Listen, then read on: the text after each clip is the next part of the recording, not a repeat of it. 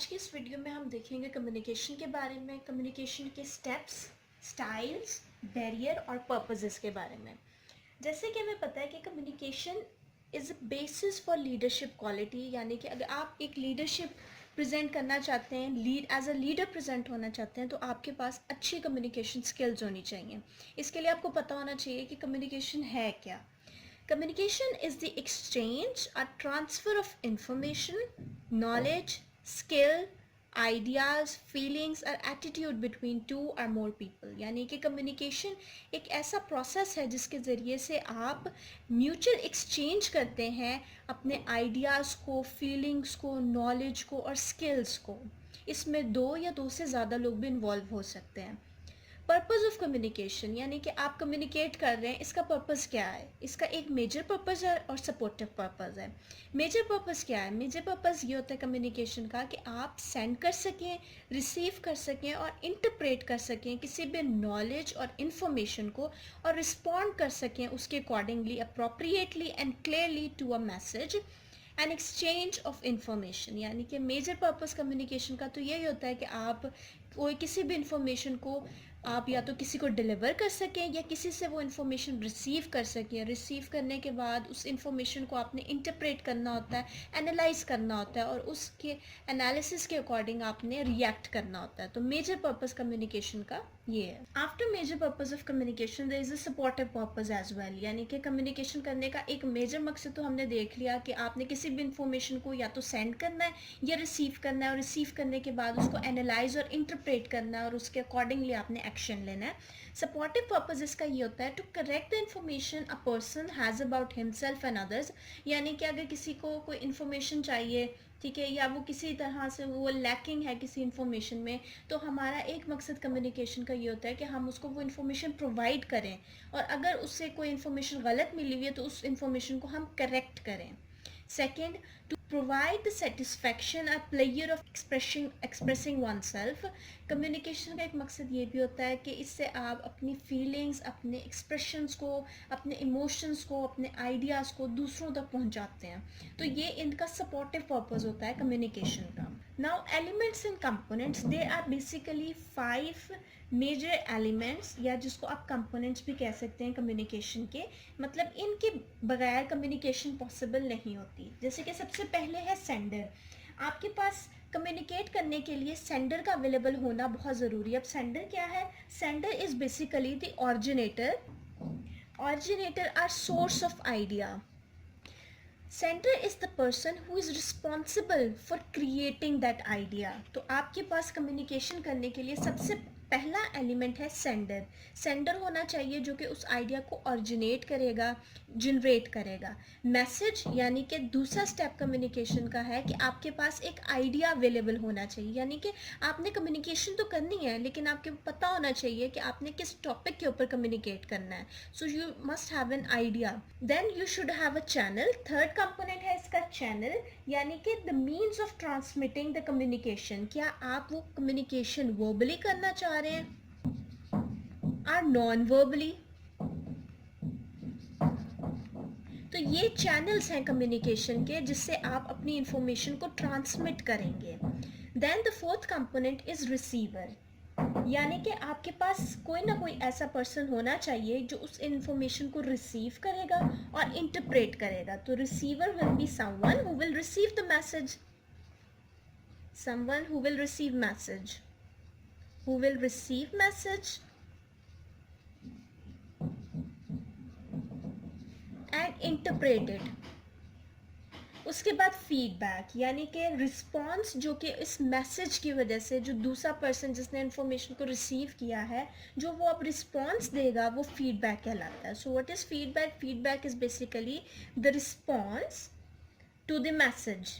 Components of 5 elements पढ़ने के बाद हमें पता होना चाहिए कि स्टेप्स क्या हैं कम्युनिकेशन के। कम्युनिकेशन के 7 बेसिक स्टेप्स हैं। सबसे पहला स्टेप है थिंकिंग, यानी कि इस स्टेप के अंदर आपने एक थॉट या आइडिया को डेवलप करना है। आइडिया या थॉट आपको ये भी जिसके ऊपर आपने कम्युनिकेशन करनी है, आपने वो आइडिया डेवलप करना है। उसके बाद उस आइडिया और थॉट को आपने इनकोड करना है into forms of like words. Words में कन्वर्ट्स करेंगे हम उन्हें। सिंबल्स में या गेस्चर्स में। वर्ड सिंबल्स और गेस्चर्स में कन्वर्ट करने के बाद थ्रू अ प्रॉपर चैनल हमने इसको ट्रांसमिट करना है, आइदर वाइल वर्बली और नॉन वर्बली। उसके बाद there should be someone who will receive the message. So receiver हमारे पास होना चाहिए जो परसीव करेगा उस मैसेज को। परसीव करने के बाद उस इंफॉर्मेशन को उसने डिकोड करना है, यानी कि उसको अंडरस्टैंडेबल फॉर्म में लेके आना है। अंडरस्टैंडेबल फॉर्म में कन्वर्ट करेंगे, उसके बाद उसका अप्रोप्रिएट एक फीडबैक वो देगा, ठीक है। मतलब feedback is essential to determine if the message was received as intended. तो फीडबैक उसका दिया जाएगा। फीडबैक के बाद उसके हिसाब से अप्रोप्रिएट एक्शन लिया जाता है। So the action taken as a result of message is the final step in the process of this whole communication. Barriers to communication. So हमें पता होना चाहिए कि what are the barriers जिसकी वजह से आपकी communication disrupt हो सकती है, disturb हो सकती है। So barriers हमारे पास 4 तरह के होते हैं। एक physical barrier, psychological barrier, environmental barrier और cultural barrier. Physical barrier में क्या होता है? The receiver may have some problem या handicap. For example, he may not able to listen. तो physical barrier में उसको कोई भी physical problem हो सकती है, कोई भी ऐसा मसला जिसकी वजह से वो फिजिकली उस मैसेज को रिसीव नहीं कर पा रहा, ठीक है। सो फिजिकल बैरियर्स में आ जाएगा। साइकोलॉजिकल बैरियर में उसका इमोशनल डिस्टर्बेंस हो सकती है, यानी कि आपने कम्युनिकेट प्रॉपर नहीं कर पा रहे हैं क्योंकि आप साइकोलॉजिकली उस टाइम फिट नहीं है। आप हो सकता है डिप्रेशन में है, एंजाइटी में, किसी तरह की टेंशन है, आपको इमोशनल डिस्टर्बेंस है, तो ये सारा साइकोलॉजिकल बैरियर में आएगा। थर्ड इज़ इन्वायरमेंटल बैरियर, यानी कि किसी भी तरह की नॉइज़ आपके इर्द गिर्द अगर हो रही है, कंजेशन है, तो it will create a barrier जिसकी वजह से आप कम्युनिकेशन अच्छे से नहीं कर पाएंगे। The fourth one is cultural. Culture के अंदर आपके स्ट्रॉन्ग बिलीव्स आ सकते हैं, कस्टम्स आ सकते हैं, your attitudes, religious sentiments, illiteracy. Methods और टाइप्स ऑफ कम्युनिकेशन। कम्युनिकेशन के 2 बेसिक मेथड्स है, जैसे कि वर्बल कम्युनिकेशन और नॉन वर्बल कम्युनिकेशन। जो वर्बल कम्युनिकेशन है इसके अंदर it involves basically words spoken और written. So it involves words spoken और रिटन। तो वर्बल कम्युनिकेशन के अंदर आपके स्पोकन वर्ड्स आ सकते हैं, आपका रिटन कंटेंट भी जो है it is a part of verbal communication. Non verbal communication के अंदर आपके वर्ड्स नहीं आते, ठीक है। It does not involve words और any written material, so it is unspoken and unwritten. So non verbal communication क्या होता है? It is unspoken, unwritten. Verbal communication forms, पहले हमने देखा कि there are basic 2 types of communication, verbal and non verbal. अब हम देखेंगे कि वर्बल कम्युनिकेशन, जिसमें हमने पढ़ा कि verbal communication is a type of a communication in which it involves words are spoken or written. So इसमें वर्ड्स इन्वॉल्व होते हैं, या तो वो स्पोकन हो सकते हैं या वो रिटन फॉर्म में हो सकते हैं। अब वर्बल कम्युनिकेशन की फॉर्म्स हैं, 4 इसकी बेसिक फॉर्म्स हैं। सबसे पहले है आपने किसी से वर्बल कम्युनिकेट करना है, ठीक है। इसका एक तरीका क्या है? डायरेक्ट वर्बल मेथड, यानी कि डायरेक्ट वर्बल मेथड के अंदर क्या होगा, जो इंडिविजुअल जिससे आपने कम्युनिकेट करना है वो डायरेक्टली आपके सामने विजिबल होगा, तो इससे आप डायरेक्टली कम्युनिकेट कर सकेंगे। सो इसको कहते हैं डायरेक्ट वर्बल कम्युनिकेशन।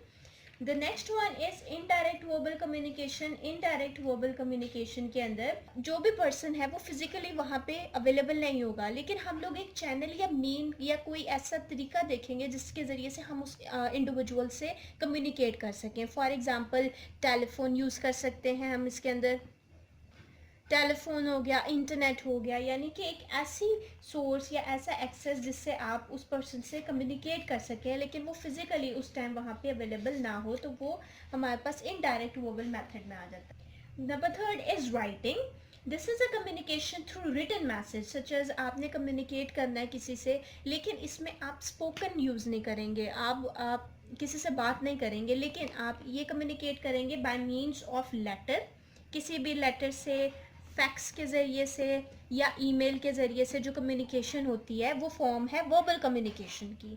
फिर है through grape and wine. Grape and wine क्या है? This is informal means of passing the views and rumour from person to person, यानी कि कोई भी इंफॉर्मेशन जो किसी रूमर के ज़रिए से फैल जाती है, लेकिन वो एक इंफॉर्मेशन जो है वो कम्युनिकेट कर देती है। फॉर एग्जांपल, ये एक रूमर अगर हम फैला देते हैं, फॉर एग्जांपल कि जरीना इज़ बीइंग प्रमोटेड, तो ये एक रूमर था, एक इन्फॉर्मेशन थी जो किसी एक इंडिविजुअल से दूसरे इंडिविजुअल तक फैली, और इस तरह वो फैलते फैलते वो सब तक वो इन्फॉर्मेशन आ गई। So this is also a form of a verbal communication. इसको हम कहेंगे थ्रू ग्रेप एंड वाइन।